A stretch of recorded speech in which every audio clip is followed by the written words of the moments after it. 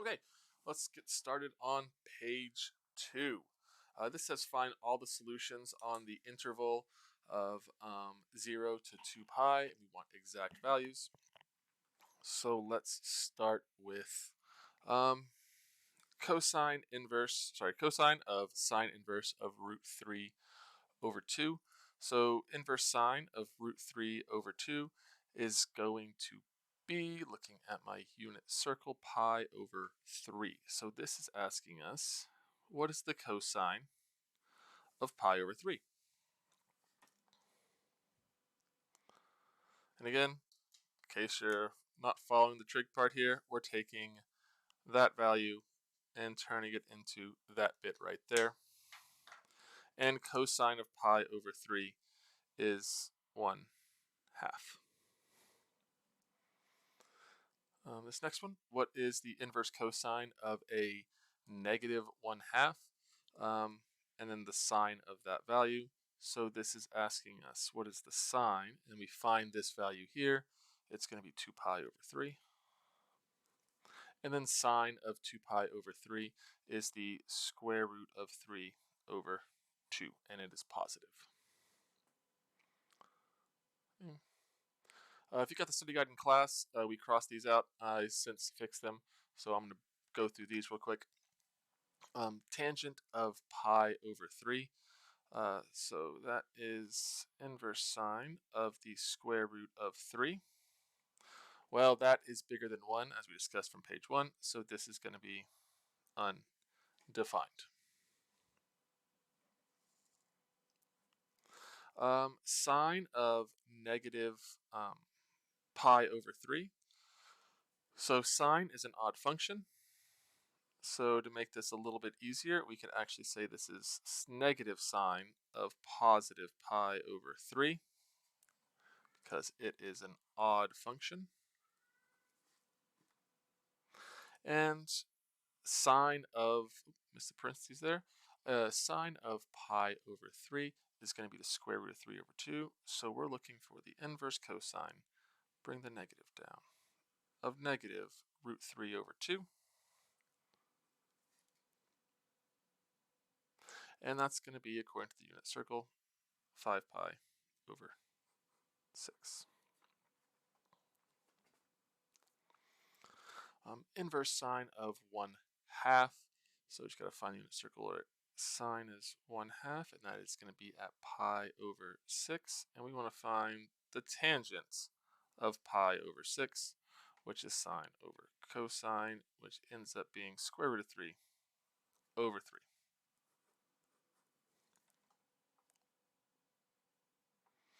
And lastly, inverse sine of the square root of 3 over 2, and take cosine of that. So inverse sine of square root of 3 over 2 is pi over 3. Actually, I think this one is exactly the same as number 13. And so that's just going to be 1/2. Great.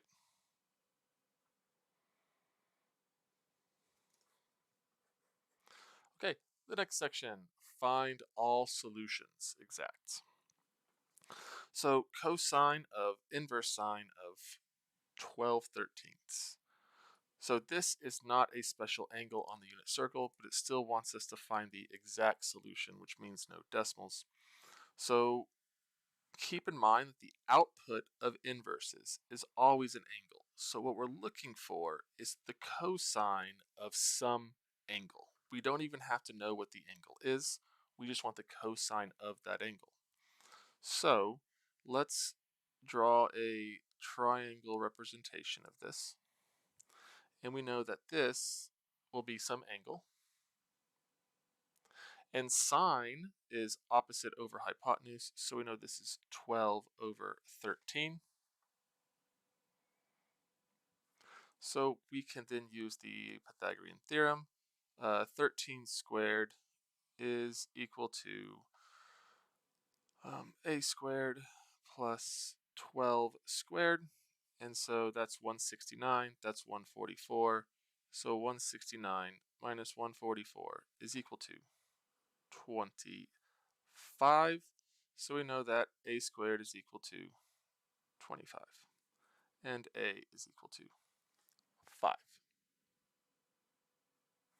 So we know this is 5 right here. Now, cosine of this angle is adjacent over hypotenuse. So we need to find the adjacent side over the hypotenuse, which is just 5 over 13. 5 over 13. Moving on. Sine of inverse cosine of 3/7. Well, once again, we're going to draw our triangle. We have that inverse on the inside. Cosine is adjacent over hypotenuse.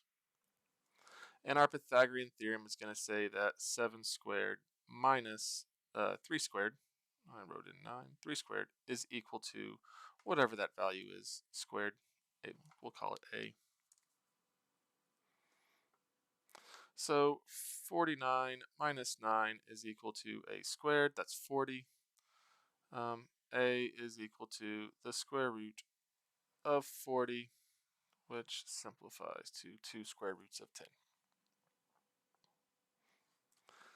And again, this is going to be we're looking for sine of this angle right here. We just want to find the sine, which is opposite over adjacent. So that's 2 square roots of 10. Sorry, adjacent. I'm sorry. It's opposite over hypotenuse. So sine of theta is going to be opposite 2 square roots of 10 over the hypotenuse, which is 7.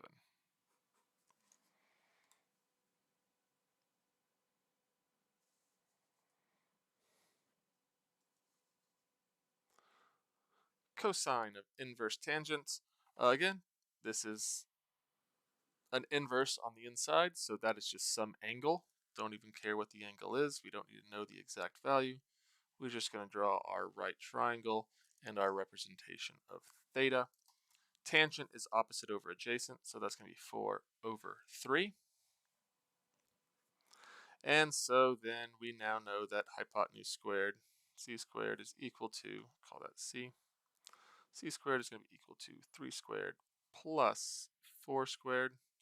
So that's 9 plus 16. So c squared is equal to 25. C is equal to 5. And we want cosine of this angle. So cosine is adjacent over hypotenuse, so that's going to be equal to 3 over 5.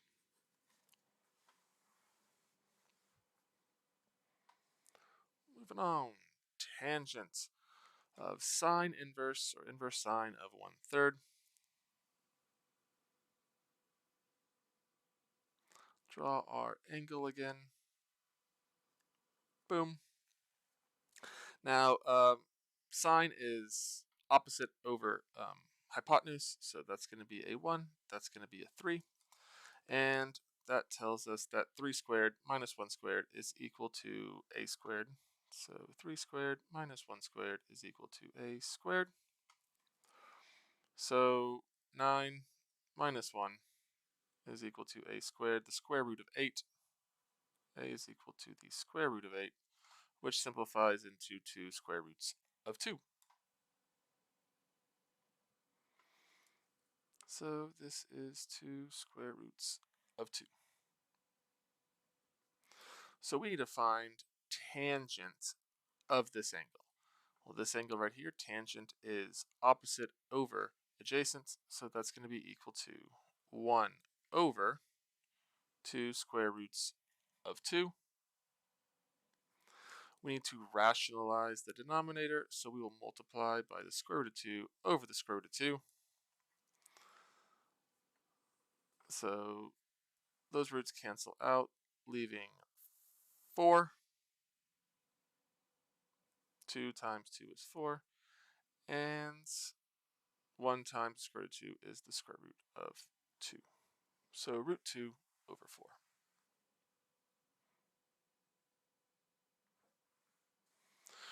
Now we want to do the same thing again, only instead of giving exact numbers, they have given us a variable. So we will once again draw our triangle, because that is, again, just some angle. Inverse trig always outputs some angle. Some angle. And we know that tangent is opposite over adjacent, x and 2. And so we know that x squared plus 2 squared is equal to c squared. So x squared plus 4, take the square root of that of both sides, and we get c. Now we want to find sine. So c is equal to the square root of x plus 4. And we need to find sine, which is opposite over hypotenuse. So that's going to equal the opposite is x over hypotenuse, which is the square root of x squared plus 4. Oh, don't forget your squared. X squared plus 4. And we're going to need to rationalize that by multiplying by the radical. X squared plus 4, square root of x squared plus 4. The roots will cancel out,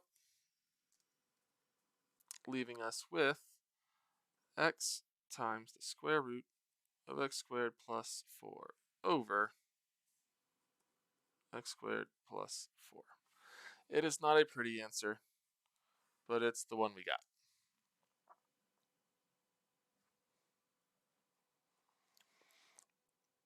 Okay, last one for this page. Cosine of inverse sine of x over 2. Again, this is just more triangle drawing. We'll put our theta right here. Inverse sine, it's just some angle.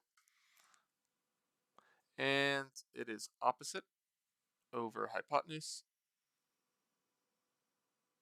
And so we just need to find cosine. And cosine is adjacent over hypotenuse, so we need this side again.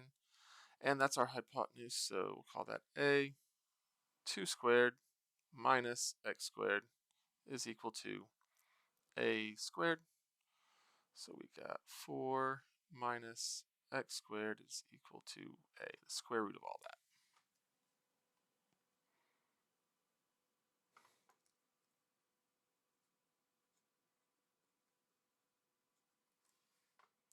And we want cosine, so cosine is adjacent over hypotenuse, so cosine is going to be adjacent, which is the square root of 4 minus x squared